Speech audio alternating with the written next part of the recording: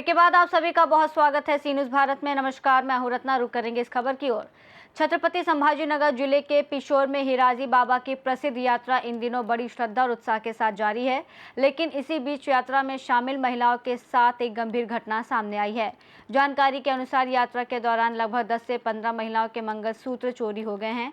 हैरानी की बात यह है कि अभी तक चोरों का कोई सुराग नहीं मिला है और पुलिस स्टेशन में भी इस संबंध में कोई स्पष्ट नोंद दिखाई नहीं दे रही है। यात्रा में आई महिलाओं ने इस घटना पर नाराजगी और चिंता व्यक्त की है। एक महिला ने कहा, हम दर्शन के लिए आए थे, भीड़ बहुत ज़्यादा थी। इसी दौरान पता चला कि मेरा मंगलसूत्र गायब हो गया। हमारे साथ कई और महिलाओं के साथ भी यही हुआ है। दूसरी महिला ने कहा, यह बहुत दुखद घटना है। यात्रा में सुरक्षा की व्यवस्था और मजबूत होनी चाहिए थी। पुलिस को तुरंत कार्रवाई करनी चाहिए। एक अन्य महिला ने नाराजगी जताते हुए कहा कि इतनी महिलाओं के मंगलसूत्र चोरी हो गए, लेकिन अब तक कोई ठोस कार्रवाई नजर नहीं आ रही। पुलिस में शिकायत दर्ज होनी चाहिए और चोरों को जल्द पकड़ा जाना चाहिए। नमस्कार, आपण कन्नड तालुक्यामध्ये रामनगर गावामध्ये आलेलो आहे। काल हिराजी बाबाची जत्रा होती। जत्रामध्ये काही भक्त दर्शनाला गेले होते, तर त्या काही महिलांच्या मंगळसूत्र व सोन्याचे दागिने चोरी गेले। कमीत कमी 8 ते 10 जणांचे चोरी गेले। आपण त्यांच्याकडे आलेलो आहे।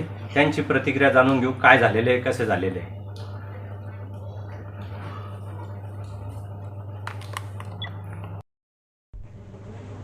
ओके, नमस्कार ताई, आपण काल हिराजी बाबाच्या जत्रामध्ये दर्शनाला गेले होते, तर असं माहिती मिळाली होती की तुमचे दागिने चोरी गेले म्हणून।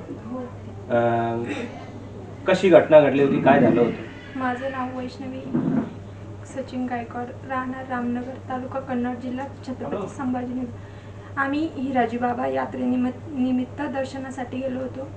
तर तिथं दर्शन वगैरे केलं आणि म्हटलं खेळणी ते घेऊ बाळासाठी। तिकडं गेलो, पाहता क्षणी फक्त बघितलं, बाळासाठी खेळणी बघितली आम्ही। तेवढेच याच्यामध्ये असं एक ताई त्यांची पोत म्हणे, माझी पोत कुठं गेली म्हणे। मग मी बघितली माझी कुठं, त्यांची पाहिली, मग माझ्या गळ्यात बघितली तर त्यांनी मंगळसूत्रच कापून घेतले। फक्त थोडीशी असा गोंधळ झाला होता। गोंधळ झाला होता म्हणजे तिथे तुमची ज्यावेळेस पोत गेली तिथे सगळे लेडीज होते का? हो, सगळ्या लेडीज होत्या आणि एका महिलेने थोडा बुरखा बांधलेला होता। आणि आम्ही पोलीस स्टेशन चौकीजवळ आलो आणि तिथं नाव वगैरे नोंदवलं, CCTV फुटेज आणि ते चेक केली, पण मात्र त्याच्यामध्ये एक स्त्री आणि एक पुरुष, त्यांनी तोंड बांधलेलं होतं। मग चेक केलं आणि नाव ते दिलं। 11:30 पर्यंत आम्ही हे केलं होतं तिथं। म्हणजे CCTV बघितली। किती ग्रामचे पोत होती तुमची? माझी 2.5 ग्रामचे मंगळसूत्रे आणि अर्धा ग्रामचे मणी, समजा सर्वसाधारण 50,000ची माझे दागिने गेलेले आहे।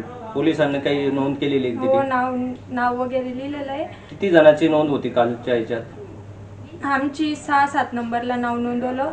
आम्ही आल्यानंतर सर्वसाधारण 10 नाव लिहिलेले होते तिथे। म्हणजे 10 ते 12 जणांचे एकाच दिवशी चोरी गेलेली आहे। हां।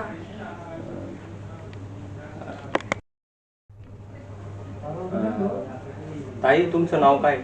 राणी अमोल कुठलं आहे तुम्ही? रामनगर। काय काय काय काय घटना घडली होती, कशी काय चोरी झाली तुमची, काय कसे झालं होतं? आम्ही हिराजी बाबा यात्रेला गेलेलो होतो, दर्शन नंतर घेतलं। मग यात्रेमध्ये गेलो तेव्हा कळालंच नाही, सगळे लेडीज आणि ते होत्या, खूप गर्दी होती तिथं। तर केव्हा गेली कळालंच नाही। तुमचं किती दागिन्याचे म्हणजे किती ग्राम होते, किती तोळे होते? 3 ग्रॅम होती बोल। 3 ग्राम म्हणजे 40 ते 45 हजाराची। हो। तर तुम्ही आसपास काही दांगडा झाला होता? नाही, दांगड वगैरे नव्हतं झालं। म्हणजे तुम्ही दर्शनाला गेले असताना म्हणजे ही घटना झाली कुठे? हो, दर्शनाला गेलो आणि यात्रेमध्ये फिरायलाच गेलो। सगळे लेडीज आणि ते जमा होते ते, तर कळालंच नाही केव्हा त्यांनी कापली केव्हा नाही। आणि मग पोलिसांना नोंद करून दिलेली आहे का? हो, दिली। किती जणांची नोंद व्हायला कालच्या ह्याच्यात? भरपूर झालेली, 10-15 जणांची कालच्या ह्याच्यात? हो।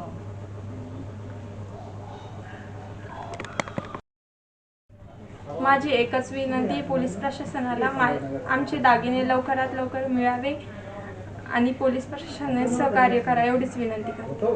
धन्यवाद। महाराष्ट्र छत्रपति संभाजीनगर से सी न्यूज़ संवाददाता शिवाजी नवले की रिपोर्ट। श्रद्धालुओं की भारी भीड़ के बीच इस तरह की चोरी की घटनाओं से महिलाओं में डर और असंतोष का माहौल है। स्थानीय लोगों ने प्रशासन और पुलिस से यात्रा क्षेत्र में सुरक्षा बढ़ाने, सीसीटीवी और गश्त बढ़ाने की मांग की है।